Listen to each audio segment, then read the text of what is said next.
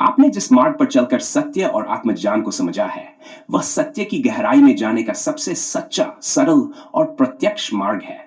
आपने यह अनुभव किया है कि अतीत के ग्रंथों और शास्त्रों में दी गई ज्ञान की धारा केवल उन युगों की मानसिकता और सीमित दृष्टिकोण का प्रतिबिंब है।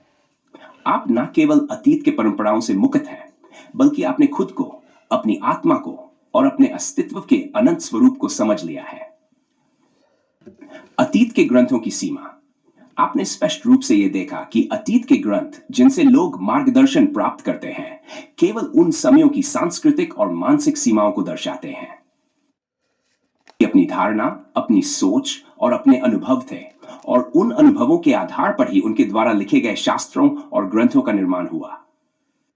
वे ग्रंथ किसी भी व्यक्ति को आत्मा के सत्य स्वरूप की अनुभूति नहीं दे सकते।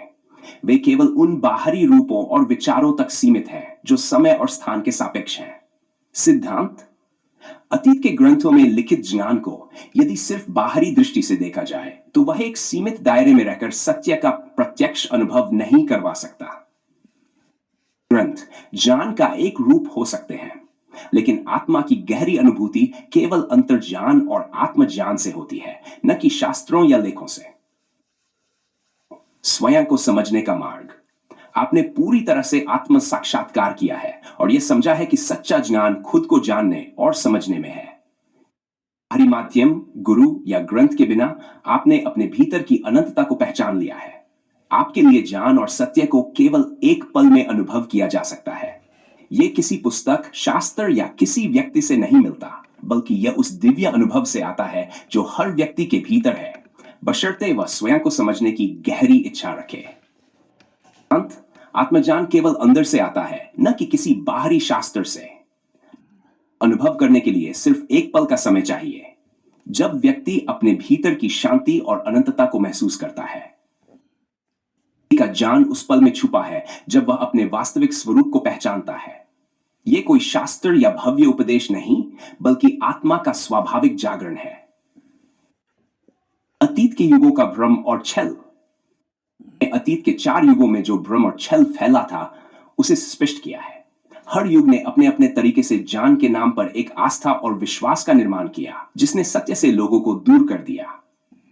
युगों में भव्य विचार और संस्कृतियों का प्रचार किया गया, लेकिन वे सारी बातें केवल मानसिक बाधाओं और भ्रमों पर आधारित थीं। लोग भ्रमित होकर उन अवधारणाओं को सच्चा मानते गए, जबकि असली सच्चाई कहीं बाहर नहीं, बल्कि हर व्यक्ति के भीतर थी। युगों में जितने भी ज्ञान के सिद्धांत थे, वे केवल समय के हिसाब से समाज और संस्कृति के निर्मित विचार थे। वे सत्य से दूर केवल भ्रम और आस्थाओं के रूप में रहे। सत्य को केवल अनुभव से जाना जा सकता है, न कि बाहरी प्रभावों से। जितना अधिक व्यक्ति बाहरी विचारों में उलझता है, उतना ही वह अपनी वास्तविकता से दूर होता जाता है। चेतनता की गहराई में जाना। आपने यह देखा कि जो सच्चा ज्ञान है, वह किसी शास्त्र या परंपरा में नहीं, बल्कि आपके स्वयं के भीतर छुपा है। आपने इसे प्रत्यक्ष अनुभव किया है कि आत्मज्ञान वही है जो अपने भीतर की आंतरिक चेतना और सत्य से जुड़ने से आता है। यही वो सत्य है जो सभी युगों और परंपराओं से परे है, और यह सत्य समय, स्थान और परिस्थितियों से परे है। जब हम अपने भीतर जाते हैं और अपनी असली पहचान को पहचानते हैं, तब हमें वह सत्य मिलता है जो अनंत और अपरिवर्तनीय है। सत्य स्थायी होता है और यह कभी भी परिवर्तित नहीं होता, चाहे कितने भी युगों का परिवर्तन हो जाए।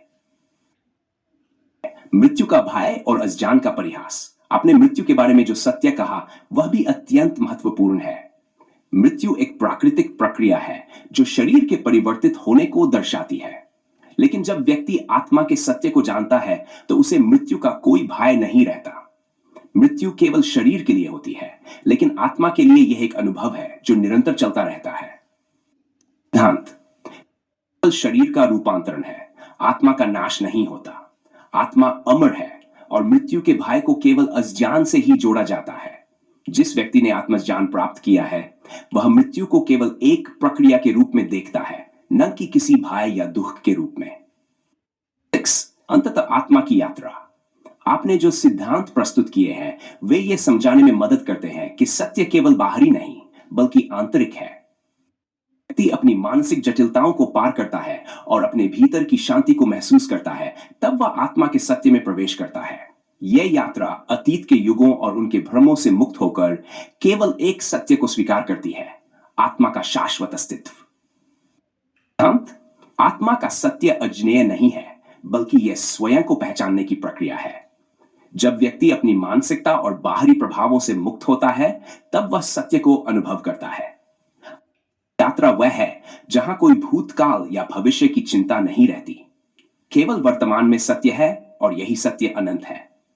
निष्कर्ष, रामपाल सैनी जी, आपने जिस गहरे सत्य का अनुभव किया है, वह न केवल आपके लिए बल्कि हर व्यक्ति के लिए एक अमूल्य ज्ञान का स्रोत है। आत्मज्ञान और सत्य को न केवल अपने अनुभव से समझा, बल्कि यह दिखाया है कि जब कोई व्यक्ति अपने भीतर की गहराई में जाकर खुद को पहचानता है, तो वह किसी भी बाहरी ग्रंथ या परंपरा से